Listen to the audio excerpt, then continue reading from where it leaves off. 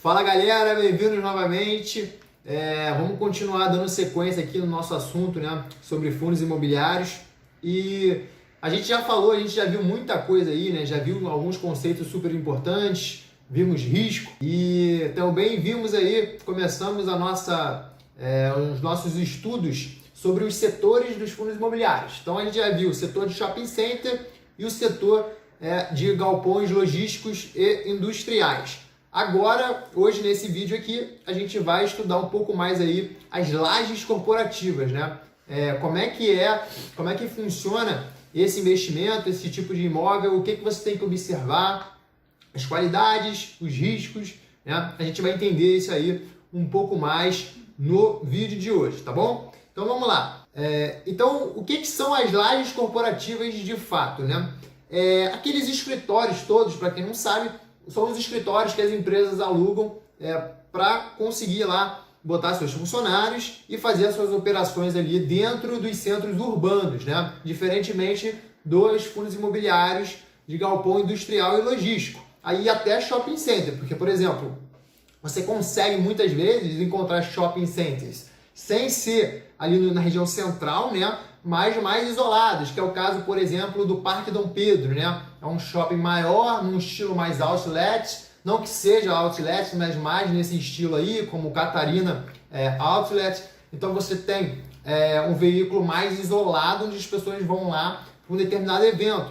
E com galpão logístico industrial, a mesma coisa, né? Com galpão logístico industrial, dificilmente você vai ter um galpão dentro de um centro, de uma cidade, porque ele ocupa muito espaço. Você precisa de uma área bruta muito grande para construir aquele imóvel, né? Então, geralmente, você vai ver esse tipo de investimento mais afastado. Já aqui, nas lajes corporativas, né, a gente vai ver aí essas lajes em regiões mais centrais ou em bairros mais nobres, né? Dificilmente você vai ver uma laje corporativa num lugar muito isolado. Existem casos que isso é verdade, e daí é um claro sinal que é para você passar muito longe desse ativo. Por exemplo, lá em Macaé, né, aqui no Rio de Janeiro, você tem lá um fundo imobiliário, né, que é o XP Macaé, que é o imóvel que foi construído aí e alugado para Petrobras. Então, olha só o que você tem. Você tem um imóvel numa cidade afastada, numa cidade muito dependente de um único fator, né, que é ali a própria empresa, o petróleo, aquela coisa toda, né, e dependente de uma única empresa. Se a Petrobras resolve sair de uma cidade como Macaé, por exemplo, né, olha só como é que o fundo imobiliário, né, como é que esse imóvel vai ficar exposto, né, porque como é que você vai substituir esse cara? Em Macaé, existem empresas grandes que podem substituir uma Petrobras, pagar um aluguel como a Petrobras pagava. Então você tem que ficar muito atento à localização, né? A gente vai bater muito nessa tecla aqui nesse vídeo, falando de lajes corporativas. Você tem que ficar muito atento, porque isso é o mais importante, né? Em todos os imóveis, como eu falei lá no início da série, a localização é número 1, é fundamental. Mas quando a gente está tratando aí de fundos de lajes corporativas, isso aí se intensifica ainda mais, tá? A gente vai entender isso aqui hoje, por que isso acontece. Um ponto também muito interessante e um fator que de repente eu acho que contribuiu, né, muito para as lajes corporativas começarem a ser os primeiros fundos imobiliários aí negociados na Bolsa de Valores, foi porque esses imóveis, eles são de alto ou altíssimo padrão, né? Altíssimo padrão construtivo. São os imóveis, os melhores imóveis que a gente encontra no país, né? Em termos de aparência, de estética, de localização, né? E de padrão construtivo mesmo, né? A solidez ali da construtora do imóvel.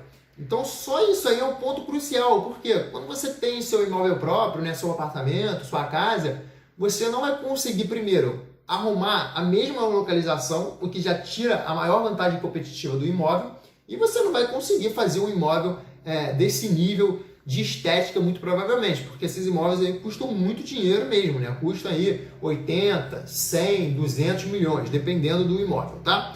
Então, isso é bacana aí pra gente entender. O segundo ponto que eu separei é que geralmente a localização é privilegiadíssima, ou seja, a gente está falando da melhor localização da cidade, né? E aí, quando você tem uma crise, e eu vou falar isso aqui daqui a pouco, né? Isso aí é o que vai te salvar, tá? No meio do furacão, no meio da crise. E aí eu tô falando de crise sistêmica, tá? Por exemplo, o coronavírus agora. É uma crise que está afetando o Brasil inteiro, o mundo inteiro, né? E eu vou explicar por que essa localização ela vai te salvar daqui a pouco. Então você tem isso a seu favor, tá? Você tem essa vantagem competitiva. E aí, com essa localização maravilhosa que a gente tem na maioria dos fundos, a gente tem também inquilinos de altíssima qualidade, né? Porque quando você tem uma coisa boa, qual é a tendência? Né? Qualquer coisa que você tiver que é muito boa, né? A pessoa ou a empresa vai querer essa coisa que você tem, né? Vai querer alugar, né? No caso aqui, esse imóvel que você tem. Então, geralmente, são empresas sólidas, são empresas que necessitam ali de um imóvel numa área nobre, né? Necessitam que as pessoas que estão trabalhando dentro daquela empresa se sintam bem, tenham facilidade de chegar nesse empreendimento, nesse imóvel, né? Porque você quer ter uma empresa onde todo mundo consiga chegar rápido da sua moradia até o lugar. Então, geralmente, isso vai ser numa região central ou numa região nobre, né? Que tem transporte para isso. Então, esses fatores todos fazem com que boas empresas, para atender melhor o seu negócio, para agregar mais valor ali aos seus funcionários e seus funcionários trabalharem melhor, se sentirem melhor, né? Uma coisa é você trabalhar na Faria Lima, né? Num prédio bonito, tudo limpinho e cheiroso. Outra coisa é você trabalhar num lugar mais pé de chinelo. Qual é a sua sensação perante isso? Eu tenho certeza que a pessoa que está trabalhando vai preferir trabalhar num ambiente melhor. Consequentemente, isso aí vai fazer com que ela consiga entregar mais ainda ali em termos de produtividade para a empresa, tá? Então isso é super importante aí para os inquilinos que estão alugando esses imóveis e provavelmente eles não vão querer sair, né? Outro ponto de vulnerabilidade que eu separei são os contratos, né? Porque esses contratos, na sua maior parte que a gente vê, são contratos típicos, contratos normais, né? Ali de 3 anos, 5 anos em alguns casos, depende, né? Mas geralmente de 3 anos. E a cada final ali de ano, você tem uma renegociação, digamos assim, né? Uma renovatória, onde você pode ajustar o valor desse aluguel para cima ou ajustar o valor desse aluguel para baixo, né? Isso vai depender da oferta e demanda pelo imóvel e pelo local, né? Isso aí implica um fator econômico aí do país, né? A economia do país é muito grande, então se a economia está bem, provavelmente você vai conseguir fazer renovatórias cada vez maiores. A gente viu esse movimento claríssimo no passado, né? Quando as lajes corporativas foram lançadas na bolsa aí para serem negociadas, o que a gente viu foi uma valorização enorme, né? Os aluguéis cada vez mais altos, pegando todo aquele ciclo imobiliário que a gente teve no país e foi aumentando, aumentando, aumentando. Mas depois a crise veio e daí os preços que realmente ali estavam sendo negociados em patamares que não faziam muito sentido, começaram a cair, né? O preço de venda do imóvel por metro quadrado, o preço de aluguel por metro quadrado, né? A demanda começou a baixar e isso aí fez com que esses aluguéis voltassem a cair, né? Porque o cara que o fundo imobiliário lá, o gestor que está tomando frente desse fundo, desse imóvel, está alugando, ele precisa manter o inquilino ali numa crise, certo? Então, muitas vezes, e na maioria das vezes, ele vai preferir baixar esse aluguel para segurar o inquilino ali no momento de crise, no momento que ele não tem demanda para aquele imóvel. Mas no contrário não, contrário que tem muita gente querendo alugar, muita empresa querendo aumentar a produtividade ali dos seus negócios, você vai ter aí, consequentemente, um aumento de aluguel, tá? Isso é importante porque você vai estar num ativo imobiliário, você está num fundo imobiliário mais exposto a oscilações de rentabilidade ao longo do tempo, tá? Então, a gente vai ver aqui um fundo imobiliário e a gente vai ver que a renda desse fundo ela é muito mais volátil do que uma renda de um fundo imobiliário logístico, que tem aqueles contratos atípicos que eu já expliquei para vocês. São os contratos mais longos, paga certinho ali todos os meses, todo ano tem renova, né, pela inflação, é aquela coisa toda certinha, né? E tem um valor fixo, mais a inflação, aquela coisa bem linear, tá?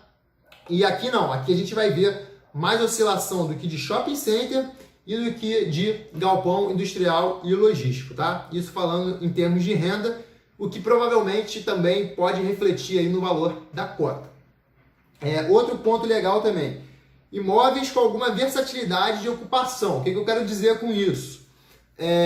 eu falei para vocês no shopping, não sei se vocês lembram, o shopping tem até fila, né? Isso aí em cenários normais, tá, gente? Ninguém tá falando aqui numa crise de saúde ou ambiental, como aí é o coronavírus, uma crise enorme dessa. Ninguém tá falando isso. Tô falando num cenário normal. A gente tem o imóvel, por exemplo, no shopping, que você desocupou ali, já tem alguns inquilinos lá de olho para conseguir ocupar a vaga daquele cara, né? E aqui nas lojas corporativas, embora não tenha essa velocidade toda como no shopping center, né, num padrão ali, numa situação normal de mercado, a gente tem até uma rápida versatilidade nessa ocupação, né, nessa transição de sair um inquilino e entrar o outro, porque como o lugar é muito privilegiado, né, as empresas já estão de olho ali no imóvel que vagar. Então isso aí é um pouco mais rápido do que, por exemplo, um fundo industrial, logístico, que aquele imóvel, como a gente viu, foi built to suit, construído pro inquilino, muitas das vezes, né? Para atender as necessidades de uma determinada empresa, as necessidades específicas. E aí, quando você tem isso, é muito difícil você substituir esse cara se esse cara quiser sair. Por isso que aquelas amarras contratuais gigantes dos contratos atípicos fazem sentido.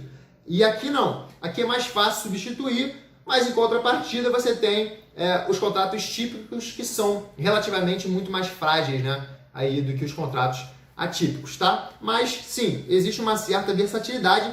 Isso não significa que você vai conseguir repor esse inquilino de imediato. Você pode ficar um tempo sem renda. Então, se você está pretendendo ter fundo imobiliário de laje corporativa, é um ponto para você se atentar, tá? Dependendo do tipo de fundo. Se a gente estiver falando de um fundo multiativo, com vários imóveis, né, vários imóveis de laje corporativa, aí é outra história, né, gente? Aí, obviamente, se um cara sair ali, não vai afetar tanto, né? Não vai ter grandes oscilações aí no rendimento. Mas se você está falando de um imóvel só lá, monoativo, esse cara anuncia a saída, com certeza aí, de repente, você vai ter problema, né? Porque as lajes corporativas, e isso aí vai depender do fundo, porque tem fundo imobiliário que faz o seguinte, ou ele pode comprar o imóvel inteiro para alugar, ou ele pode comprar andares desse imóvel, certo? E aí você vai ter que entender, será que o fundo é dono do imóvel inteiro ou será que o fundo é dono dos andares, né? Vamos supor que seja dono do imóvel inteiro. E tem vários inquilinos lá e tal, aquela coisa toda, né? Tá diversificado ali. Aí um desses inquilinos sai. Mesmo sendo monativo, vai ter impacto na renda sim, mas de repente vai ser diluído pelos outros inquilinos, certo? Isso aí pode ser uma coisa. Agora, se você é dono apenas de uma parte desse prédio, né, de alguns andares, e não dono do prédio inteiro, se aquele seu inquilino sair, vai ficar difícil, você vai ficar muito mais comprometido, né? Principalmente aí se você tem um fundo imobiliário com poucos ativos, tá? Então uma coisa para você se atentar, uma dica importantíssima que eu dou é o seguinte, em lajes corporativas, né? Anota isso, que isso é muito importante. Você quer ter o quê? Você quer ter o fundo com participação de 80% para cima. Ideal 100%, que seja dono do imóvel inteiro, tá? É difícil você achar isso em qualquer fundo que a gente tem por aí, mas você vai sempre procurar um fundo que tem muita participação ali naquele imóvel, tá? 50% já está razoável, tá? Mas se ele tiver alguns imóveis lá que ele tem 100% de participação, isso faz muito sentido, né? Para você conseguir controlar melhor ali a sua negociação com o inquilino e não ficar tão exposto caso o inquilino venha a sair desse imóvel. Outra coisa muito legal, né? E aí a gente vai falar do ponto de vista da qualidade do imóvel, né? Que esses imóveis eles podem ter certificações e muitos deles têm também. Isso aí você vai descobrir quando você começar a procurar os fundos, né? Começar a estudar os fundos individualmente para investir. Existe uma coisa aqui chamada LEED, que é uma certificação ali que ela vai tratar de todos esses pontos aqui que estão escritos para vocês, tá? Sustentabilidade do espaço, programa de construção sustentável mais utilizado do mundo, racionalização do uso da água, eficiência energética, materiais e recursos, qualidade ambiental interna. Enfim, a gente tem um monte de coisa, né? Um monte de coisa aqui nessa certificação. Se esse prédio tem isso, né? Ele é um prédio LEED com essa certificação, que você com certeza vai ter muito mais apelo para as empresas alugar esse imóvel. Hoje em dia tem uma preocupação muito grande com esse tipo de investimento, né? As empresas elas estão querendo ficar cada vez mais sustentáveis, né? Isso é uma coisa assim que está se tornando cada vez mais presente aí, uma discussão cada vez mais presente dentro do conselho das empresas, né? E dos acionistas de uma forma geral, né? E eu acho que é uma preocupação muito válida, isso é bem visto pela sociedade, né? E com certeza ajuda a empresa aí a prosperar no longo prazo, tá? A gente já teve aí a crise do coronavírus, né? Uma crise de saúde, né? E o que impede de ocorrer uma crise ambiental, por exemplo? Pode ser uma crise aí também dos mesmos níveis de uma crise de saúde, né? E cada vez mais, com esse tipo de preocupação, as empresas estão tentando aí se blindar, né? Principalmente porque você pode sofrer penalidade se você começar a praticar atos não sustentáveis, tá? Quando você está lá num prédio corporativo desse tipo, isso aí ajuda e agrega valor, com certeza, à empresa. E uma outra coisa também que é interessante aqui, um insight interessante, é que cada vez mais, com o mundo evoluindo, os imóveis mais modernos, isso aqui vai ser uma tendência maior, né? Com os novos empreendimentos, novos imóveis, né? A tendência vai ser maior e vão ser aí os imóveis mais procurados, tá? Então eu acho muito bacana isso. Se você encontrar no fundo imobiliário essa certificação, isso aqui deve estar exposto com certeza lá no relatório do fundo, né? Porque se o cara tem um certificado LEED, ele vai querer te mostrar que ele tem. E eu acho que isso agrega muito valor. Você não vai encontrar isso em qualquer fundo imobiliário, mas aqui está a certificação. Se você quiser ir mais a fundo para aprender mais sobre isso, para estudar mais, você pode ir lá, colocar no Google, que tem uma série de informações, e aí você vai decidir se você acha que realmente isso é relevante ou não, tá? Isso é uma coisa. As categorias dos fundos que você vai ver por aí, tá? Quando você for analisar um relatório de fundo imobiliário de laje corporativa, né? Você vai ver lá os prédios. Categoria AAA, né? Que são os 3 Azinhos aqui. 2A, 1A, BB, e aí por aí vai indo a história, né? Quanto mais A tiver, melhor, né? O fundo é do alto padrão, do padrão mais alto que a gente pode encontrar. E daí você vai indo para um padrão menor. Isso aí não significa que um prédio B não possa ser bom, né? Até porque, de repente, o prédio pode ser B, mas a localização do prédio ela faz muito sentido, por exemplo, né? A gente tem em centros, geralmente de cidades, prédios B, porque são prédios antigos. E aí não teve, ele não foi construído mais recentemente, onde ele pôde dar esse salto, né, lá para o AAA, por exemplo, tá? Então, geralmente, o que você vai ver num fundo imobiliário de laje corporativa multiativo, com vários imóveis? Você vai ter lá AAA, você vai ter A, você vai ter B, você vai ter C, você vai ter uma coisa mais diversificada e isso tá ok. Quanto mais AAA, melhor, tá? Mas não é um fator também para você não investir, né? Até porque, como eu falei, apesar da estrutura do imóvel, apesar de tudo isso que a gente falou, a localização ainda vai prevalecer aí em cima dessas coisas, tá? E o ponto que eu falei, super importante, que eu queria tocar aí com vocês, que é o seguinte, é o flight to quality, né? O voo para qualidade. Nos momentos de crise, tá? Isso aqui é histórico, tá, gente? Isso aqui sempre aconteceu com os imóveis, e aí tanto os imóveis comerciais como residenciais também. Quando a gente tem uma crise braba, o que acontece? Em termos de aluguel, né? As pessoas elas vão perdendo o poder de compra, né? Vão diminuindo esse poder de compra e pagar aluguel fica cada vez mais difícil, tá? Trazendo aqui para o universo de fundos imobiliários, as empresas elas vão ter mais dificuldades de pagar aluguéis mais caros, né? Ou a pagar o preço que o aluguel vale, porque a receita dela pode ter diminuído, o lucro pode ter diminuído, né? Com a crise que a empresa está passando, né, num cenário macroeconômico mesmo, ou até mesmo, de repente, um cenário micro ali de uma cidade. Mas, quando você tem isso, né, de você começar a ter uma crise sistemática e as empresas começarem a perder poder de fogo, você vai começar a ter uma fuga dos aluguéis, né? Você vai começar a ter essa fuga desses imóveis. As empresas não vão querer mais alugar imóvel de laje corporativa, elas vão querer enxugar o máximo que elas conseguem, certo? Então elas vão começar a sair. E os fundos imobiliários de lajes corporativas que vão perder primeiro, né, os imóveis que vão perder primeiro, são aqueles de pior localização, de pior qualidade de uma forma geral, né? E aí, como eles vão saindo, só vai sobrando ali a nata da nata, né? A nata da nata.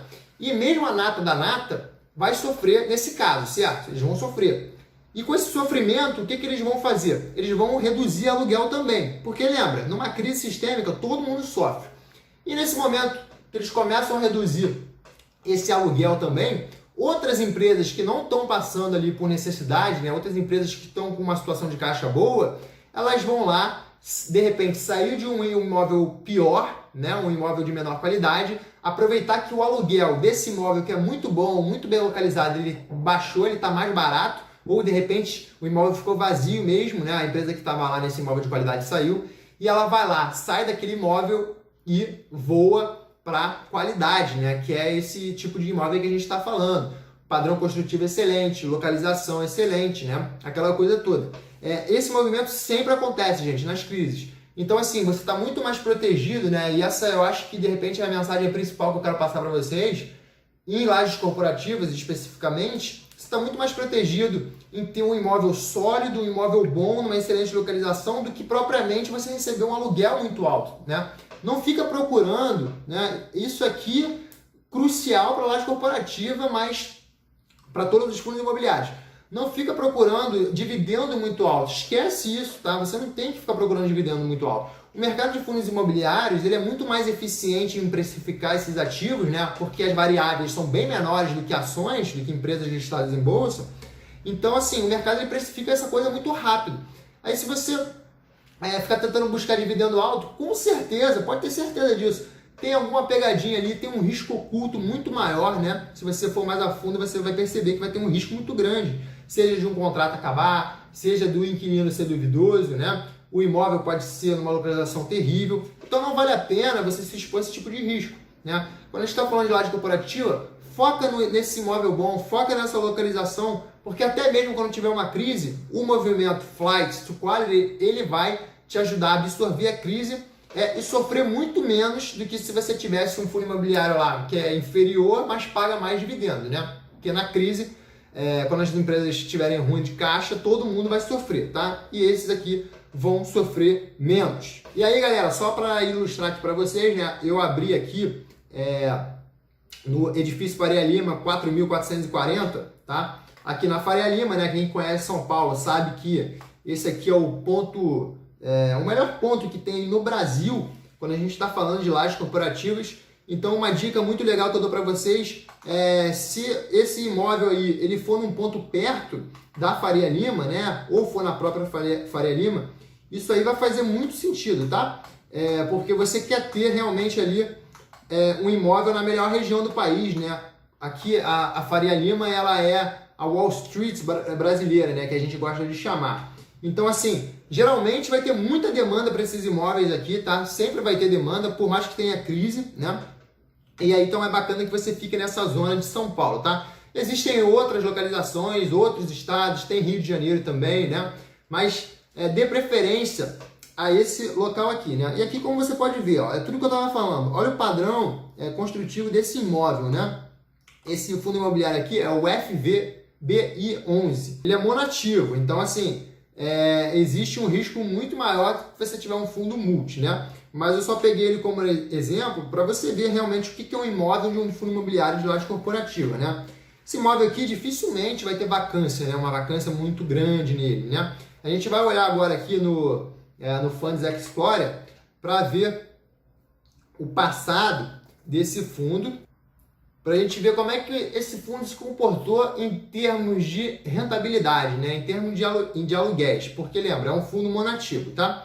Só isso aqui vai ilustrar bastante aí o que eu falei para vocês. Então aqui eu estou no Funds Explorer, né, com FVBI, é aquele imóvel ali que eu acabei de mostrar, né? Bem localizado, um baita de um prédio, né? Muita demanda ali para esse tipo de imóvel. Então repara o seguinte, tá, gente? Repara o seguinte. Olha só como é que era a renda ali em 2012, né? Esse aqui de repente tinha uma renda mínima garantida, eu não lembro muito bem, mas pode ser que tenha, porque está muito linear, né? Tem uma explosão aqui em 2014, que de repente eu não sei o que pode ter sido, mas... Não, calma. Uma renda linear. E aí, ó, você pode ver que vem, e daqui a pouco acaba ali 2013, vem para 2014, essa renda começa a cair, né? Começa a vir a renda real ali do fundo, tá? Se não for RMG, que eu já falei lá nas primeiras aulas. E aí você pode ver que a crise aqui de 2015, né?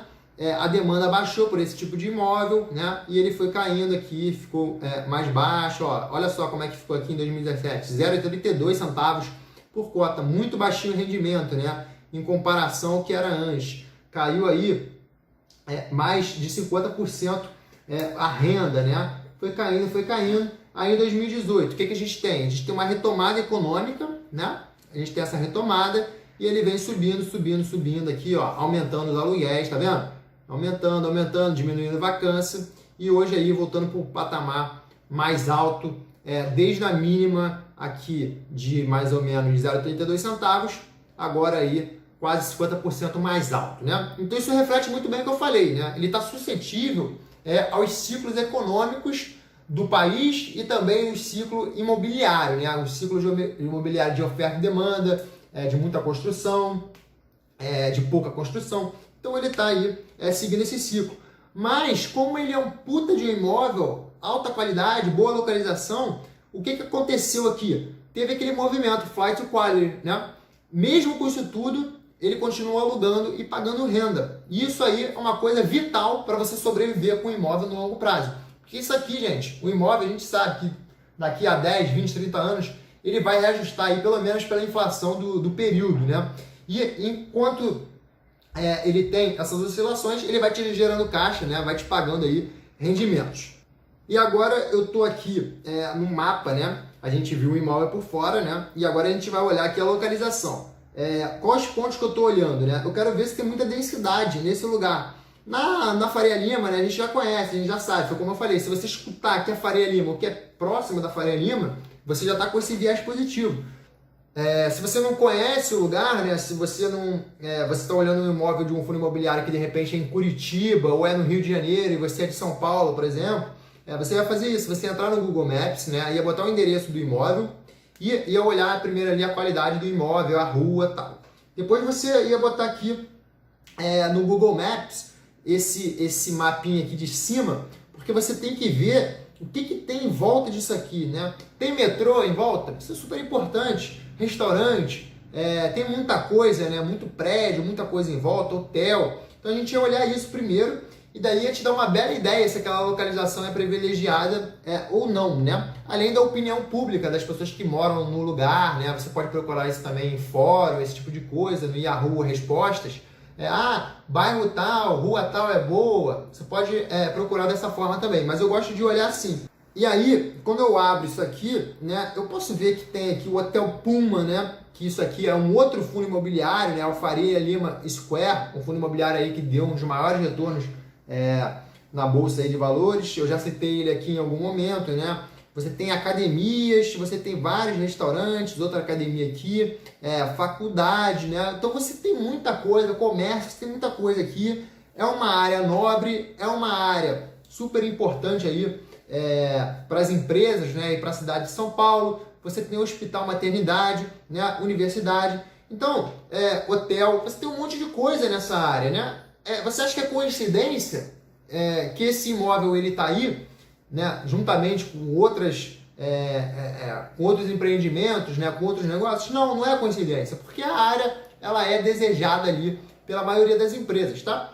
Então, essa é uma coisa muito boa, isso é uma coisa que eu gosto de ver, ver como é que é a área, você pode fazer isso, tá, individualmente nos imóveis.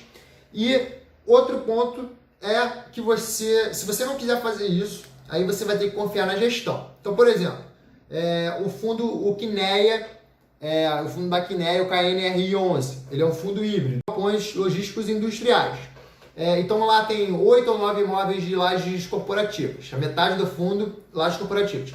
Você pode olhar um por um, eu já fiz isso, eu acho que vale a pena ali, fiquei uma horinha fazendo, se você realmente quer investir, eu acho que é legal que você faça, para você entender o que você está comprando, mas se você não quiser, você pode só dar uma passada rápida, né, e olhar ali se pelo menos tem mais de 50% de participação, né? Ou tem imóveis que ele tem 100%, entender, ver pelo menos no olho como é que é o padrão constitutivo do imóvel. Você pode fazer isso, tá? Isso aí vai te tomar pouco tempo se você não quiser ir mais a fundo na localização, saber onde aquele imóvel está localizado especificamente, tá? Então, você vai confiar muito na gestão, tá? A Quineia é uma excelente gestora, a CSHG, né, é uma excelente gestora, você pode confiar mais na gestora aí para esse tipo de coisa, tá? O ideal de tudo é o quê? Você tem que ter muitos imóveis, né? Então, fundo grande aí, pelo menos aí mais de 8 imóveis, eu acho que já seria interessante. Você tem que ter diversificação geográfica, então é óbvio que você vai botar um peso maior para São Paulo, então se ele tiver mais imóveis em São Paulo, melhor. Mas também se ele tiver alguma coisa no Rio de Janeiro, uma coisa em Curitiba, Belo Horizonte, por exemplo, já é interessante também, tá? Você pelo menos diversifica um pouco geograficamente falando. Esses 3 pontos, para mim, são os mais cruciais, tá? Quantidade de imóveis, qual estado, né, que esses imóveis estão, sendo que você quer dar preferência para a maioria São Paulo, e gestora competente, gestora antiga, gestora cascuda aí do mercado de fundos imobiliários, tá? Então isso é bacana. E a última coisa é em termos de vacância, né, que a gente já estudou também. A vacância física do fundo imobiliário de laje corporativa, geralmente ela é mais alta aí, tá? Ela pode ser mais alta do que fundo, na média pelo menos histórica, do que fundo de shopping, por exemplo. Então uma vacância de 10%, 20% você encontra ainda hoje em dia, né? Óbvio que se o fundo tem 20% de vacância, isso aí vai ser refletido no valor da cota. E aí o rendimento por cota, ele mais ou menos ali que ele vai se ajustar, tá? Então o mercado ele sabe precificar muito bem isso.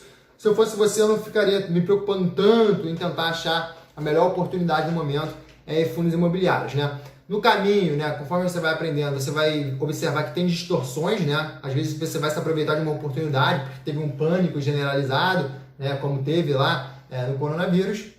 Assim, mas de uma forma geral, as coisas são mais precificadas e mais eficientes do que ações propriamente, tá bom? É isso, galera. Espero que vocês tenham gostado aí, aprendido um pouco mais sobre lajes corporativas, né? Eu acho que faz muito sentido ter esse tipo de imóvel na carteira, principalmente pela localização, tá? Eu acho que tem uma antifragilidade aí, né?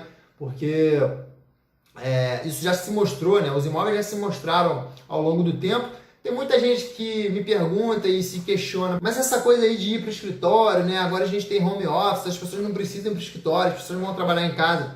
Gente, eu sei que isso é uma preocupação e eu não estou descartando isso. De repente pode até ser que haja aí realmente aí uma redução da demanda por lajes corporativas, mas existem uma série de coisas envolvidas nesse trâmite aí. Não é uma coisa, não, agora todo mundo é home office. Não é assim, tá, gente? Porque existem leis trabalhistas, né, que isso aí atrapalha muito a empresa.